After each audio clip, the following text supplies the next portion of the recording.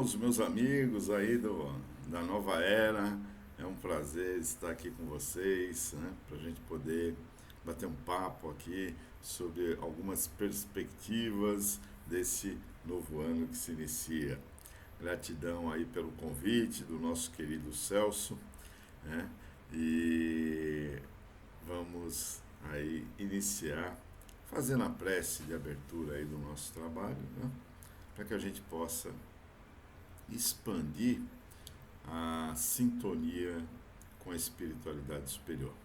Vamos lá então, meus irmãos. Elevando os nossos pensamentos ao alto, em busca e ao encontro do meigo, terno e doce Rabi da Galileia, o Mestre Jesus, aquele que nos guia para Porto Seguro, levando essa embarcação chamada planeta Terra, que ascende para o patamar de regeneração, onde o bem, onde o amor irá se sobrepor ao mal. E é com este governador planetário que nós vamos conversar dizendo: obrigado, Senhor.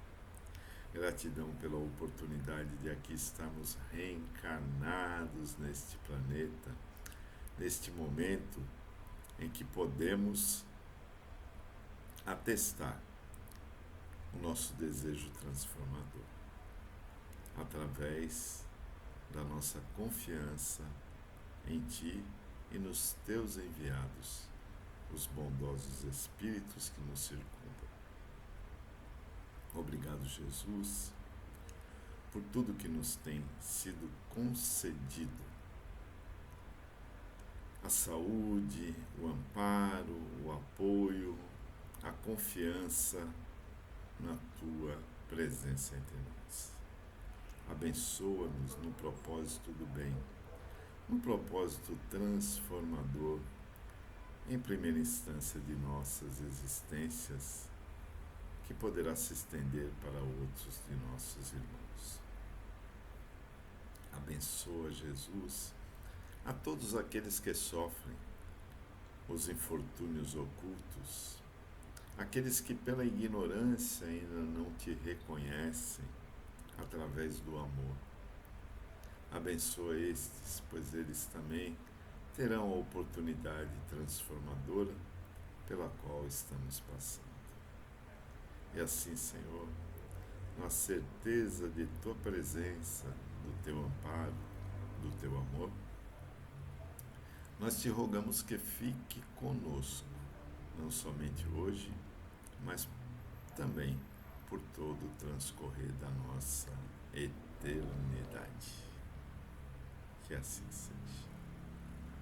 Pois é, meus irmãos, aqui estamos já, né? Adentrando aí o meado de janeiro de 2024. Então, vai aqui o meu desejo de um feliz ano novo para todos vocês que estão nos acompanhando. Para os dirigentes dessa instituição, que eles possam, né, estar sempre conectados com a espiritualidade superior, para que trabalhem pelo bem, para que trabalhem também em benefício próprio da sua evolução. Meus irmãos, feliz ano novo. Mas ano novo é vida nova? Será que é? Será que o fato da mudança do calendário vai transformar as nossas vidas?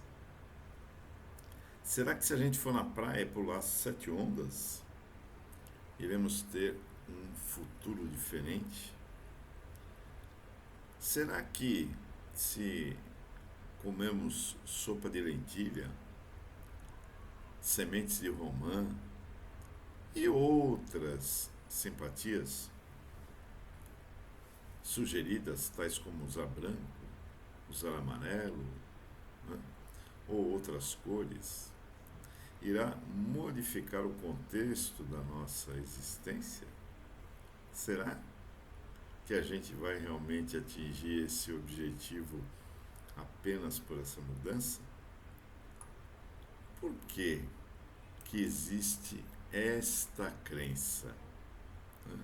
Por que as pessoas ficam tão ansiosas pelo transcorrer do calendário e mudando ele para o primeiro dia do ano? Cria-se, a partir do dia 31, ou até antes, alguns dias antes, uma grande expectativa de transformação pelo simples mudar do calendário. Antes de entrarmos efetivamente nesse contexto, nesse assunto, eu gostaria de falar para vocês sobre uma história que está no livro tibetano do Viver e do Morrer. E o título dessa história é Autobiografia em 5 capítulos. No capítulo 1 diz: ando pela rua, há um buraco fundo na calçada, eu caio, estou perdido, sem esperança, não é culpa minha. Levo uma eternidade para encontrar a saída. Capítulo 2. Ando pela mesma rua. Há um buraco fundo na calçada, mas finjo não vê-lo. Caio nele de novo. Não posso acreditar que estou no mesmo lugar, mas não é culpa minha. Ainda assim levo um tempão para sair. Capítulo 3. Ando pela mesma rua. Há um buraco fundo na calçada. Vejo que ele ali está. Ainda assim caio. É um hábito. Meus olhos se abrem. Sei onde estou. É minha culpa. Capítulo 4. Ando pela mesma rua. Há um buraco fundo na calçada. Dou a volta. Capítulo 5. Ando por outra rua. É uma história bem interessante essa, né?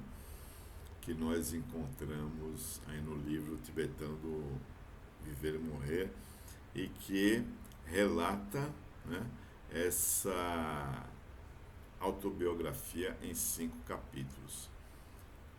Eu costumo perguntar para as pessoas: em que buraco você se encontra? Ou você já não está mais em buraco? Você já consegue desviar da rua? Ou talvez até você já esteja andando por outra rua? E digo também que eu acredito me encontrar no capítulo 3, ainda caindo, mas já com consciência dessas quedas. E nós, cada um de vocês, onde se situam? Faça essa análise interessante, né, desses fatos que vêm ocorrendo continuamente na sua existência e que por vezes você se queixa de ter encontrado uma dificuldade que na realidade quem criou foi você mesmo, né? Será que a gente já conseguiu aprender a desviar? Será que a gente já está trabalhando para andar por outro caminho melhor? Porque esse que a gente está fazendo não está dando bom resultado? Fica a reflexão para que cada um de nós possa encontrar a melhor solução para desenvolvermos a nossa evolução e principalmente o nosso projeto de autoconhecimento, que é fundamental para entendermos essa dinâmica e entendermos a necessidade transformadora que deverá nos acolher. Mas ano velho, ano novo, homem velho, homem novo. Diz o nosso querido Jerônimo Mendonça, né, que tinha como um apelido o gigante deitado, porque ele era espírita tetraplégico. vivia deitado numa cama. A mãe dele, que se não me engano tinha mais 7 irmãos ou 5, não me recordo exatamente quantos eram, disse uma vez que aquele que mais viajava, que mais se deslocava, era o único que não conseguia andar da família, que era o Jerônimo. Né? Por que isso? Porque o pessoal pegava uma Kombi, né, e colocava a cama dele dentro da Kombi e levava ele para fazer palestras pelos centros espíritas afora. Ele deitado na cama, a cama levantava e ficava ali em pé, né? E fazendo palestras, ou deitado mesmo. Olha que maravilha, que homem maravilhoso, que espírito resignado, né? Que não se ateve às dificuldades do caminho e saiu para levar o Evangelho de Jesus para aqueles que o queriam ouvir. Né? Veja como é possível a gente executar transformações, como é possível que a gente faça com que as pessoas nos ouçam através da nossa mudança, vejam essa mudança e façam também a mudança deles. Então a gente pode ajudar os outros. Imagine se Jerônimo, que vivia deitado numa cama, fazia isso, o que nós não podemos fazer. Qual não é a nossa capacidade de desenvolver, né, aptidões, desenvolver os talentos que Jesus fala na parábola, né, para que a gente possa levar a mensagem do Consolador prometido, né, que é o Espiritismo, que consola, né, que acalenta as pessoas que estão em sofrimento através do conhecimento da doutrina que de forma racional e lógica esclarece todo o processo pelo qual estamos passando, de que forma podemos agir para mudar e qual será o resultado dessa mudança. Mas Jerônimo Mendonça disse que o tempo sempre é o mesmo. Ele que tudo renova de maneira irreversível, não conhece nada velho e nem deixa nada envelhecer, de vez que tudo está sujeito à sua ação transformadora. Na sua química prodigiosa, renovam-se mundos e seres. Assim sendo, passado e futuro estão no seu eterno presente. E vês-nos é que passamos pelo tempo, e não este por nós. Olha, nós é que passamos pelo tempo, né?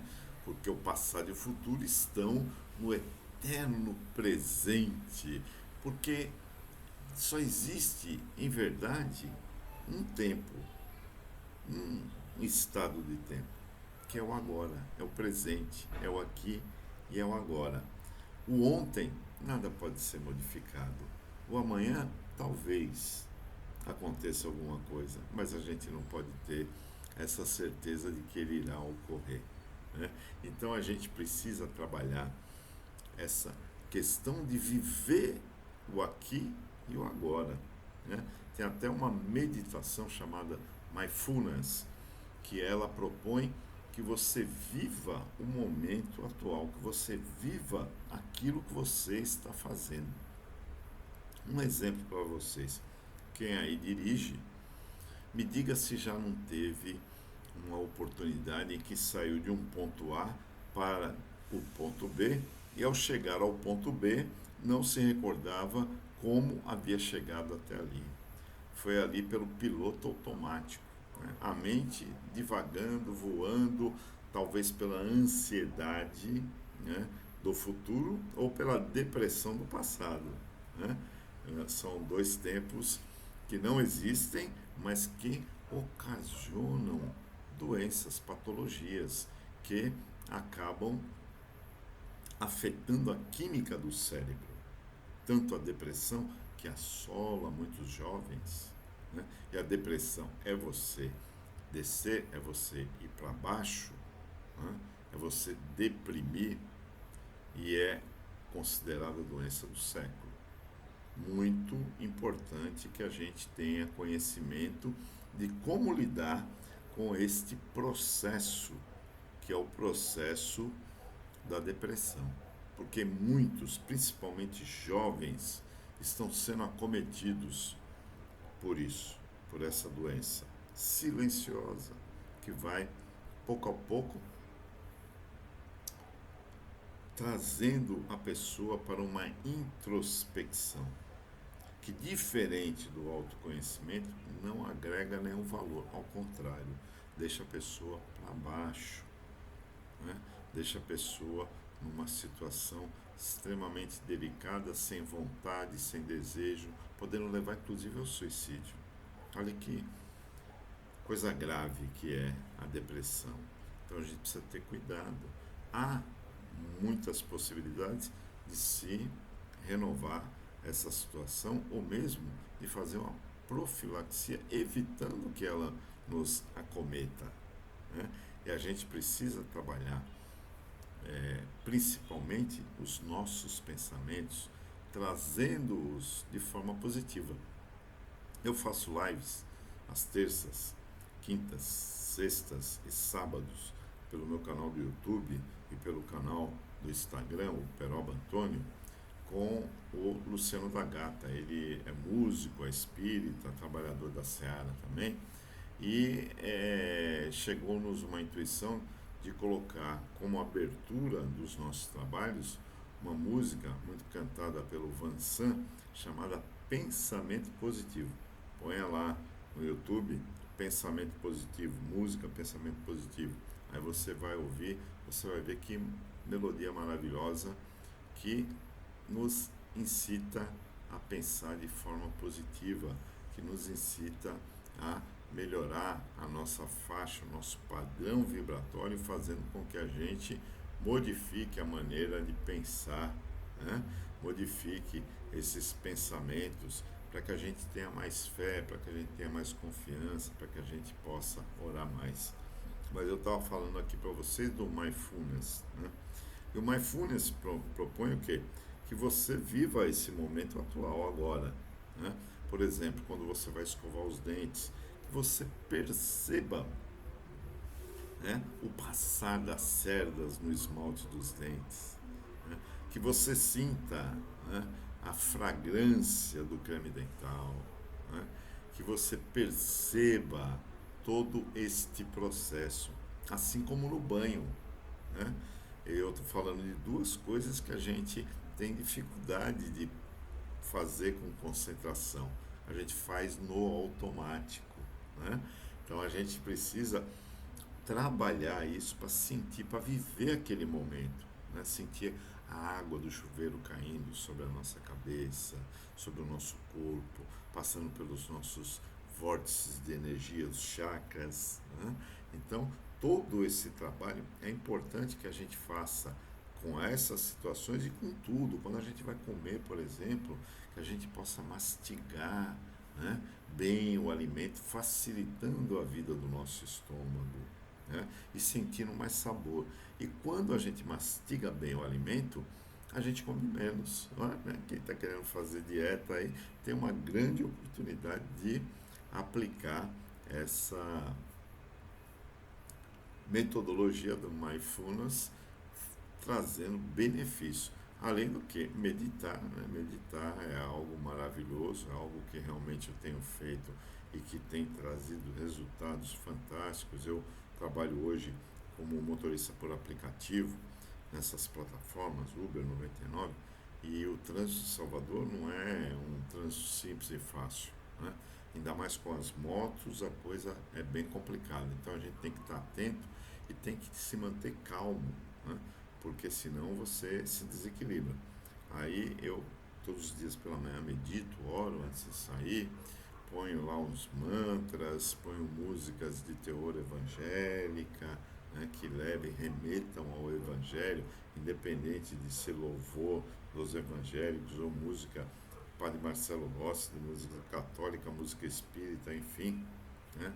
Isso é secundário. O importante é a gente manter uma sintonia, uma conexão com valores melhores, né? E isso tudo que eu estou falando aqui está dentro desse contexto transformador do homem novo, né? Porque o ano novo só será melhor se o homem também for novo, né? O homem, evidentemente, todos nós, homens e mulheres que aqui estamos encarnados, né? Então, se nós nos transformarmos, né, ficarmos, né, novos no sentido de transformar para melhor as nossas atitudes e a nossa postura na vida, aí a gente vai, com certeza, obter um resultado muito legal nessa transformação, independente do ano, né? Dependendo da mudança do ano, a gente pode transformar, né, a nossa existência.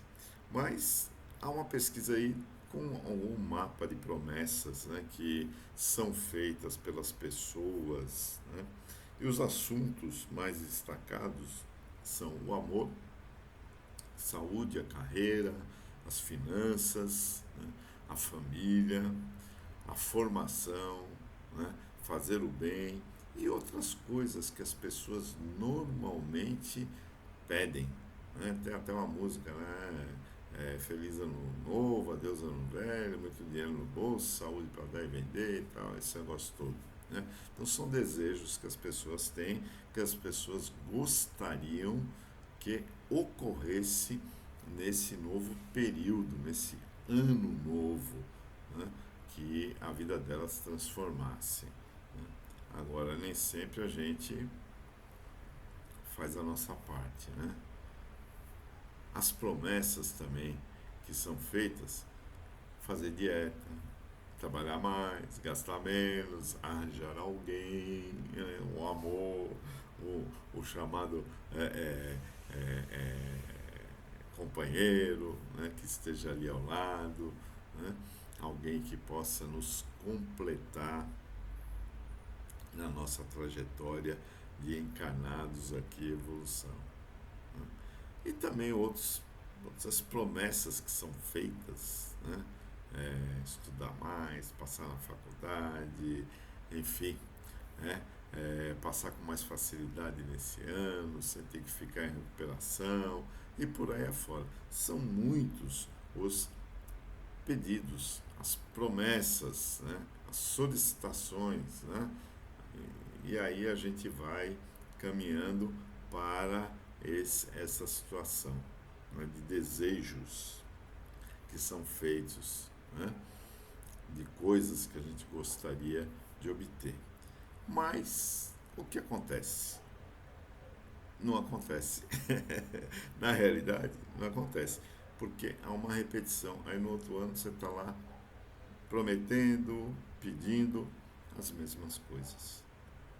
Por que que a gente não consegue obter êxito nessas solicitações, nesses comprometimentos? Ah, vou emagrecer, não vou comer mais doce, né? Mas de repente a minha reencarnação de formiga foi muito exitosa, aí eu incorro lá de novo no açúcar, no excesso de açúcar, no docinho. Por que que isso não dá certo? Por que que a gente não consegue? Por que que a gente não consegue colocar em prática, né, esses pedidos e essas promessas que são feitas nessa mudança de data para um novo período? Porque a gente continua fazendo as mesmas coisas sem obter resultado. Porque nós temos alguns aspectos muito importantes é, para ser colocado, né, em relevância. Que o que mais distingue o ser humano dos outros animais são a inteligência e a vontade, né?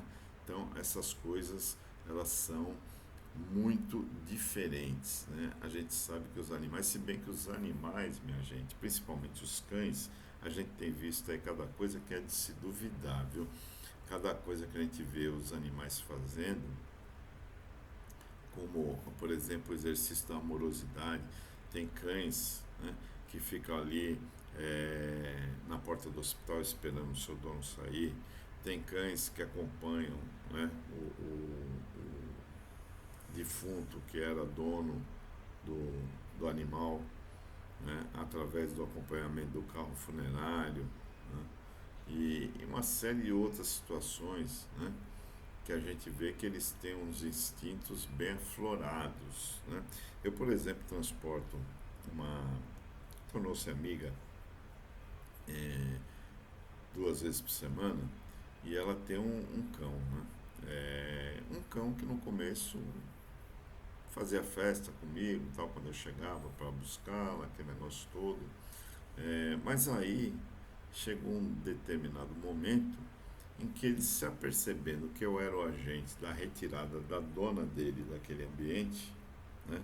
Ou seja, eu é que impedia que ela ficasse com ele durante mais tempo, ele começou a mudar o procedimento para comigo, ao ponto, minha gente, acredite se quiser, de eu chamar, né, pelo nome dele, que é Duque, e ele virar o focinho dele para o outro lado, né? E assim, numa atitude de desprezo que, olha, só vendo para crer essa situação, né?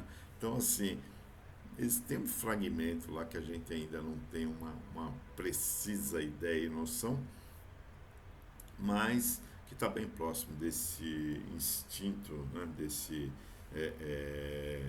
senso de inteligência, do princípio inteligente, né, com certeza. É lógico que não chega ao nível do desenvolvimento que nós temos, o desenvolvimento humano, né? E a nossa inteligência e a nossa vontade realmente são soberanas, são coisas que habitam no ser encarnado e que a gente tem mesmo, né, ali com latência, né? Tanto é que nós temos ainda uma certa busca, né, uma certa satisfação, né, em termos filhos, por exemplo, né, inteligentes, né? As mães, por exemplo, dizem, né, que meu filho é o mais inteligente de todos, né?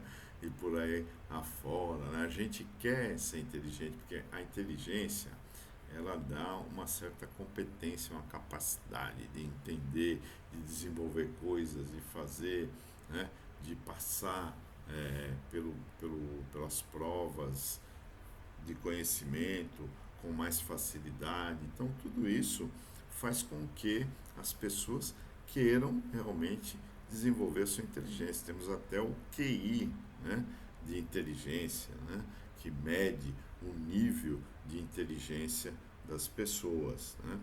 Hoje temos não só da inteligência, como também temos o emocional, né? Temos o QI emocional também, que é muito importante. Mas o que é mesmo a inteligência?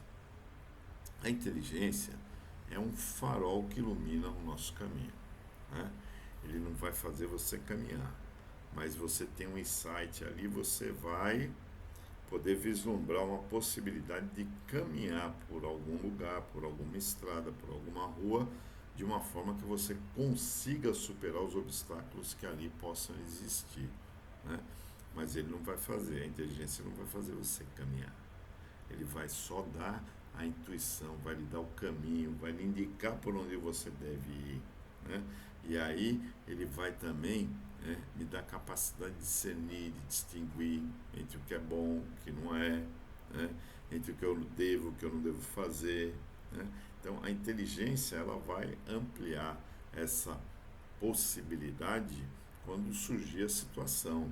Você está, mediante uma situação, a sua inteligência, através do conhecimento que você já adquiriu, né, vai lhe dizer, olha, não entra aqui não, que aqui não é um bom negócio, aqui não é legal. E aqui nós não estamos falando de intuição mediúnica, de um anjo da guarda, de um espírito protetor, de um espírito amigo. Nós estamos falando de um fator anímico, né, da própria alma do ser. Então, essa capacidade que é individual, né? Então, onde a gente vai encontrar efetivamente a diferença para a realização daquilo que a gente deseja, das promessas, dos compromissos, de tudo isso que a gente está propondo? Aonde vamos encontrar isso? É na vontade, né? porque a vontade é o grande diferencial que cada um tem. À medida em que nós aguçamos essa vontade, esse desejo, a gente concretiza as coisas, né? Então, se a gente não tem vontade, a gente não faz, né? A gente não realiza, não concretiza as coisas se não tivermos vontade, porque ela é a mola propulsora para que a gente possa fazer as coisas. E aí vem a pergunta: por que a gente não consegue, né, executar tudo isso, né? A gente tem o saber, né? Todo mundo sabe o que tem que fazer, porque a gente já traz inato no ser espiritual as leis divinas, né? Então a gente já tem essa visão. O que a gente não tem é essa vontade, esse desejo efetivamente de superar. É verdade também, minha gente, que nós estamos aqui reencarnados e temos uma programação que é diferente de determinismo, né? Determinismo a gente sabe que não existe, não há determinismo aqui no processo da evolução humana. Tanto é que eu sou uma prova viva disso. Eu passei pela Covid, fiquei entubado 8 dias, né? E durante esse período, duas pessoas conhecidas, médiums, um amigo meu, o outro conhecido, né, não se conhecem, né, tiveram comunicações muito parecidas, dizendo que o meu processo estava sendo analisado, que não havia uma definição, que não havia uma situação clara se eu iria desencarnar ou se eu iria permanecer, né? Então, essa situação ficou ali bem clara ali de que não havia uma determinação para que o desencarne ou a permanência acontecesse. Acabei ficando, né? Acabei ficando, mas não era dentro da minha programação. Algum fato criou aquela situação do contágio e do processo pelo qual eu passei. Então, não existe determinismo na nossa existência. Porém, face às reencarnações passadas, a maioria de nós, dentro da possibilidade de cada um, junto com os nossos mentores, fizemos o que? A nossa programação reencarnatória, né? Para que a gente pudesse estar aqui, né, com uma programação que nos leve a reparar os erros do passado e a buscar a nossa evolução, né? Então tem certas coisas que a gente não vai conseguir mudar, nem com vontade, nem com... A gente vai mudar à medida que a gente se modificar. Como diz, né, Jesus, né, só o amor tem o poder de arrastar a multidão de pecados, né? Então, se eu sou uma pessoa boa, se eu sou uma pessoa que pratico tudo aquilo que o Mestre Jesus nos ensinou, eu vou acelerar esse meu processo de resgate, de reparação, né? E movimentar essas energias de forma a beneficiarem o meu próximo e também irão me beneficiar, podendo alterar situações programadas. Para ser mais claro, tem o caso de um homem muito bom, muito generoso, que ajudava todos e que trabalhava numa indústria, trabalhava com a serra elétrica. Em determinado dia, acabou perdendo um dedo nessa serra elétrica. E todos falaram: poxa, mas é um fulano tão bom, uma pessoa tão amável, tão generosa, acabou perdendo o dedo. E aí foram investigar esse processo espiritualmente falando. A programação dele era perder o braço todo, porém a atuação dele no bem e a prática do amor, da caridade, fez com que ele perdesse apenas um dedo. certo? Então, há coisas que a gente tem que passar, né? Mas são para o nosso processo de evolução, são para o nosso aprendizado. Mas a vontade vai nos ajudar a mudar muita coisa, tudo aquilo que é possível, se a gente se propor, se a gente se determinar, a gente consegue alterar, né?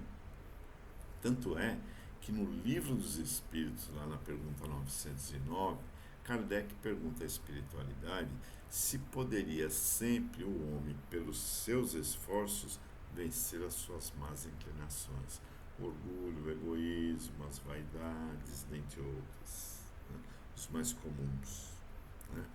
E aí o que respondem os espíritos? Sim, e por vezes fazendo esforços bem pequenos.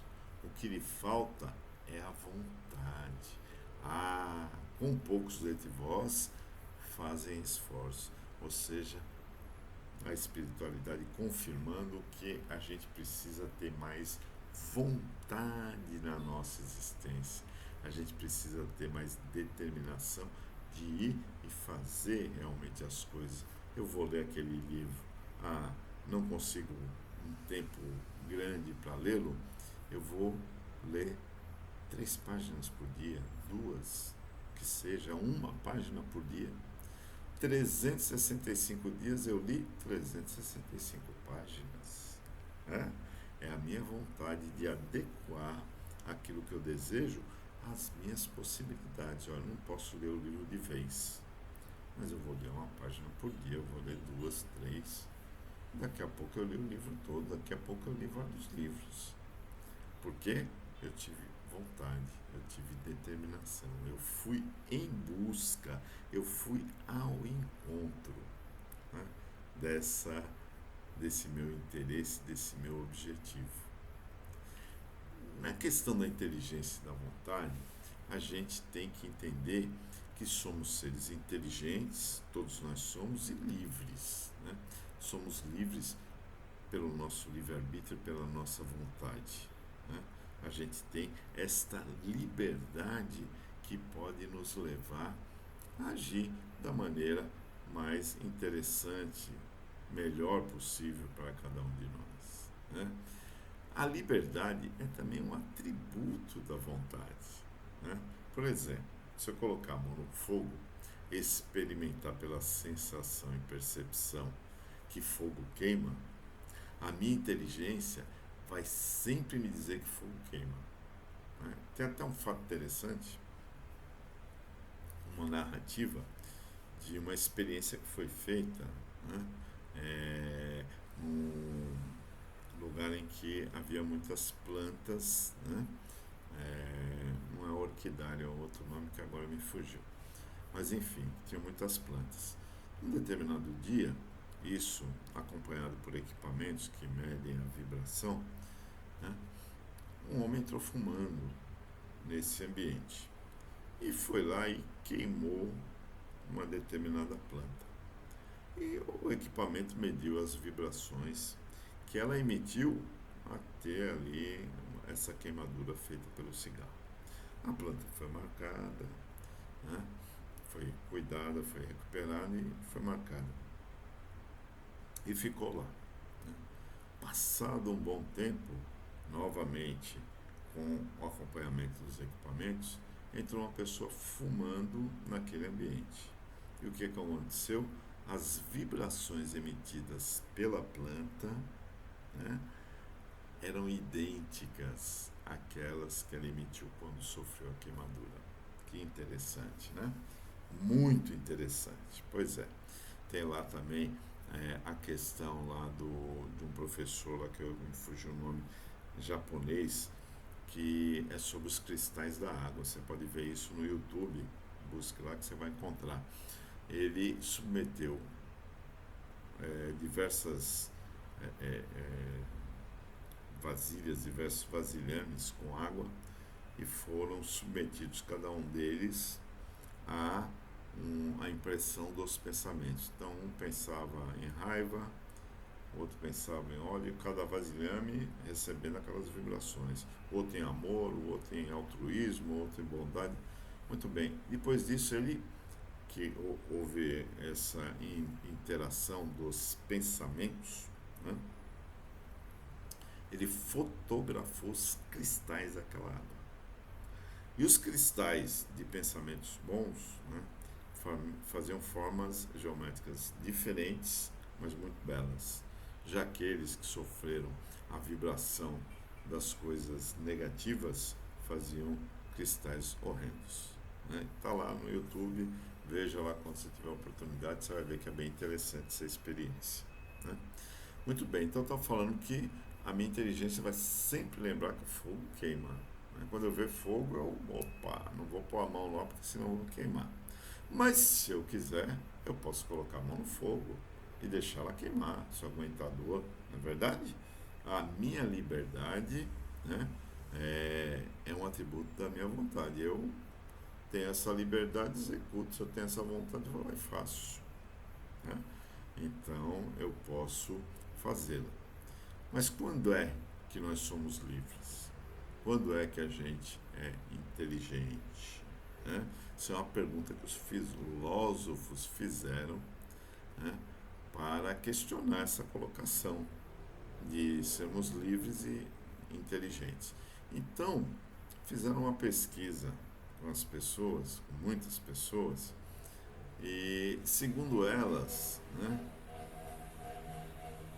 e foi proposto, né, saber dessas pessoas quanto tempo elas viviam no passado, quanto tempo elas viviam no futuro e quanto tempo elas viviam no presente. Lembrando para vocês que eu já disse há pouco tempo atrás que o presente é, na realidade, o único tempo real, concreto, né? Porque o passado não se modifica, foi presente um dia e o futuro está por vir. Poderá ou não se tornar presente no futuro. Né? Mas o que acontece? Como é que as pessoas direcionam os seus pensamentos?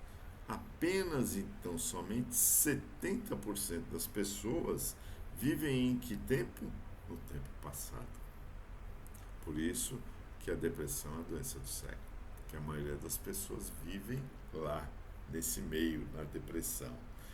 25% vive no futuro, ou seja, num lugar que não existe. E apenas então somente 5% vivem no presente. Então a maioria das pessoas ou está no passado ou no futuro. Uma pequena parcela vive realmente o aqui e o agora. Né? Olha que coisa impressionante. Né? Até porque, né, o passado ou aquilo que eu fiz, aquilo que eu falei, aquilo que eu comi há um minuto atrás já não me pertence mais. Há um minuto, imagine há séculos, né? Que são marcas que a gente traz, né? E que às vezes a gente se deixa levar por elas. Né? Um segundo é passado. O início desse nosso bate-papo já é passado. Olha que coisa, né? Interessante. É um minuto, uma hora, 20 anos, um século, 10, 100, um milênio. Né? É, é passado, eu não posso mais mudar. Não tem como modificar aquilo que já está feito, aquilo que já está pronto, que já está delineado. E da mesma forma, né, eu também não posso mexer naquilo que ainda não existe, ou seja, o futuro. Daqui 5 minutos, o que será que vai acontecer? Quem é que pode garantir alguma coisa? Deus. Será que ele vai vir falar para a gente? Claro que não. Né? Porque nós é que temos que fazer essa descoberta. Mas olha que coisa interessante. Outro dia desse, eu vi um vídeo de um programa espírita em que um dos convidados desencarnou em pleno programa. Ele falou, eu tô indo. E foi mesmo. Né? Então, interessante, né? Foi assim uma questão de tempo. Ele provavelmente não estava, né, consciente de que isso iria ocorrer. Mas ocorreu. E aí, que futuro é que vai acontecer? Não mais. Como aquele personagem do Evangelho, aquele que faz uma colheita excepcional e que vai destruir os seus celeiros antigos para construir novos celeiros para comportar toda aquela colheita maravilhosa. E depois que ele termina todo esse trabalho, ele diz: agora vou me regozijar, né?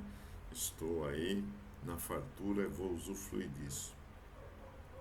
Na mesma noite veio a morte e o retirou daquele ambiente, né? Então a gente não tem ainda a certeza deste futuro, porque ele não nos pertence. Então, quando é que a gente é livre mesmo para fazer as nossas escolhas, para aplicar a nossa vontade ali naquilo que a gente está buscando? Só no momento presente, só no agora é que a gente tem. Evidentemente que ninguém está recomendando que a gente não use de prudência, que a gente não use de economia, que a gente não use o projeto de fazer reservas para o nosso futuro, porque ele poderá ocorrer, né? Há 5 anos atrás eu não esperava que estaria aqui hoje, mas estou. Então eu fui me preparando para poder chegar aqui hoje, né? Amanhã não sei se estarei, mas nem por isso eu vou deixar de projetar um futuro, né? Mas eu não vou ficar numa obsessão para com ele. Eu vou viver o aqui e o agora, porque se não tiver aqui e agora, não tem futuro, não tem nada, né? Então eu preciso viver o momento presente. É esse que é o mais importante de todos nós, né? Nós temos também um aspecto muito interessante que é o sentimento de não realização, né? Ou de frustração com a vida. Muitos sentem isso, né? Porque não conseguiram fazer determinadas coisas, não conseguiram viver, né? Certas circunstâncias que desejavam, né? Por quê? Porque ou estamos vivendo no passado ou no futuro.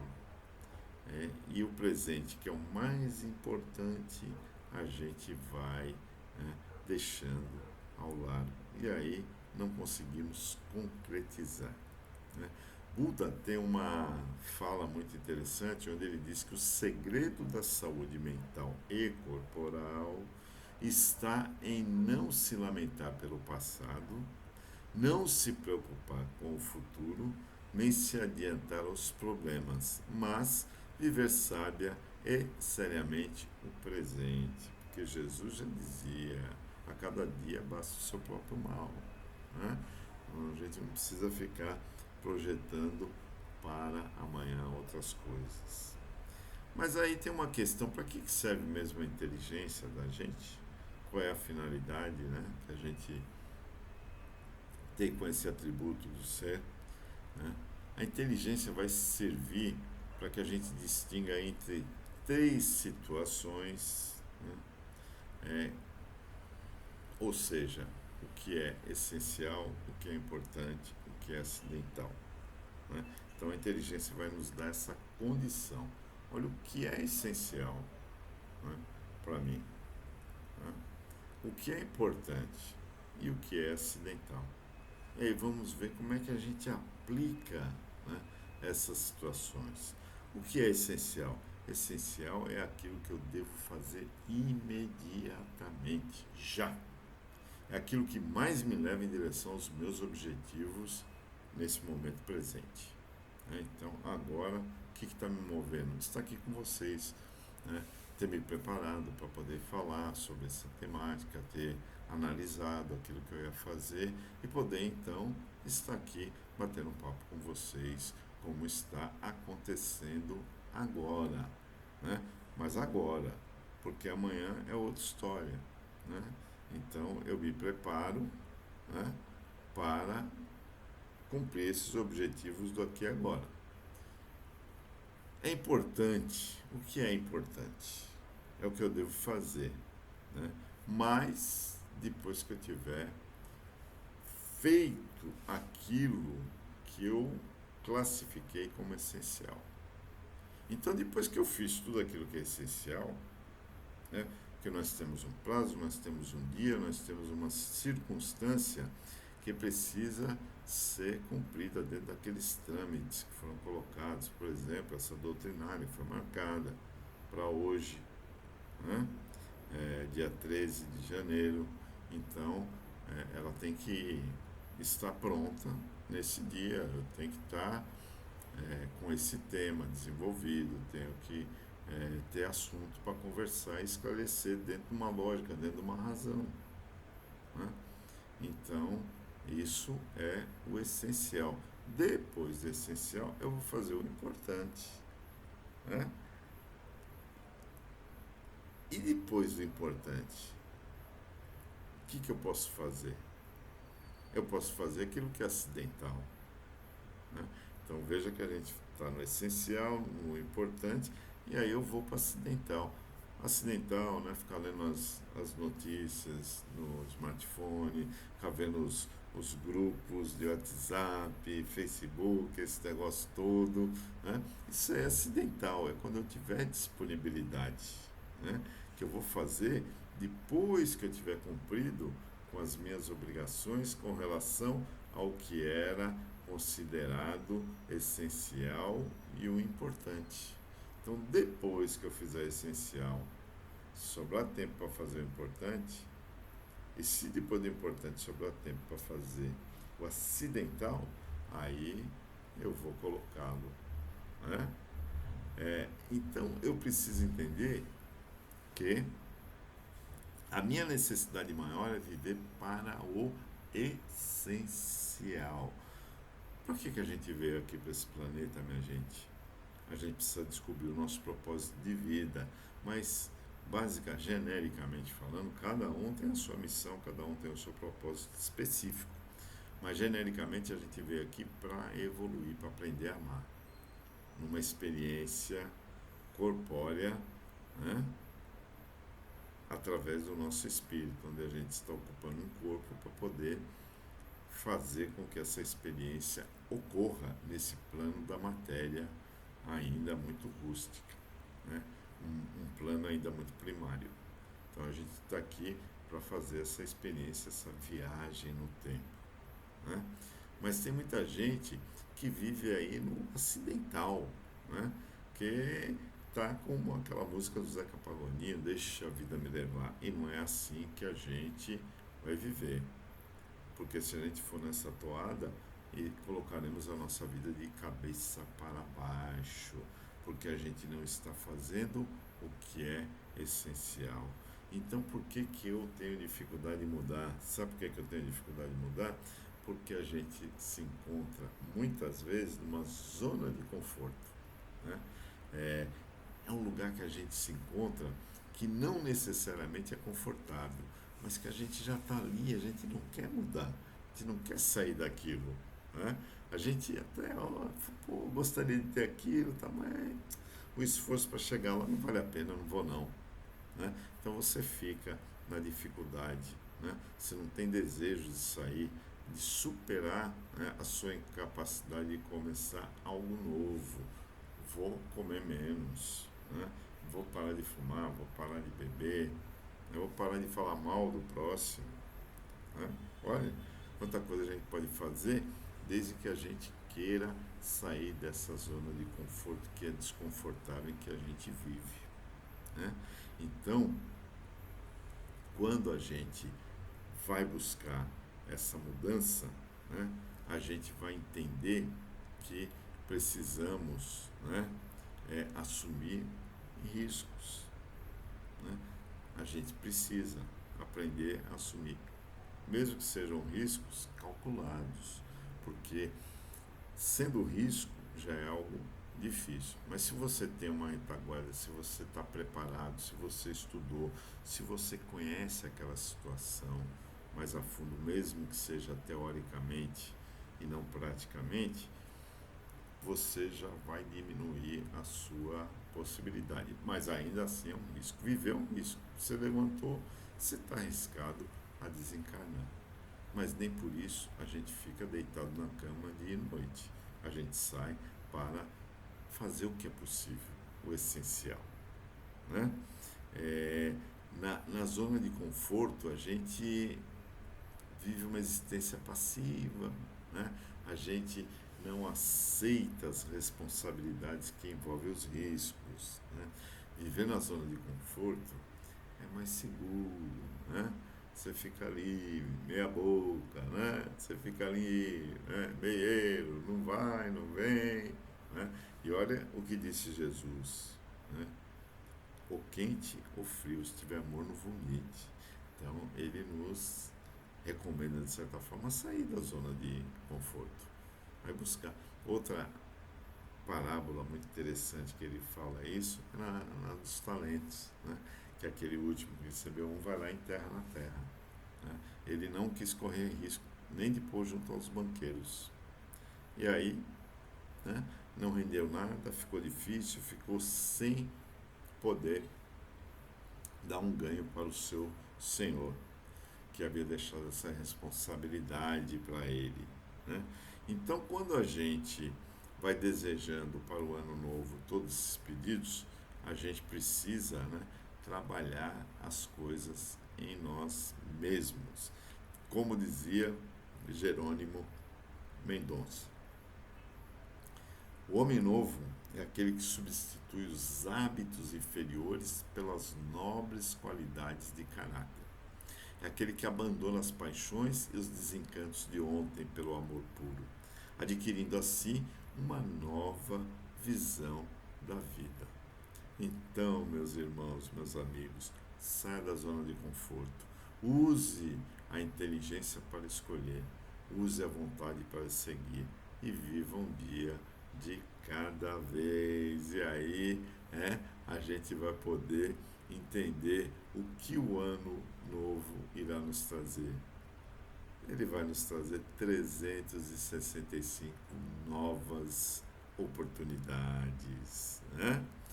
Lembrando sempre que a nossa meta maior é Jesus, que é o caminho, a verdade e a vida.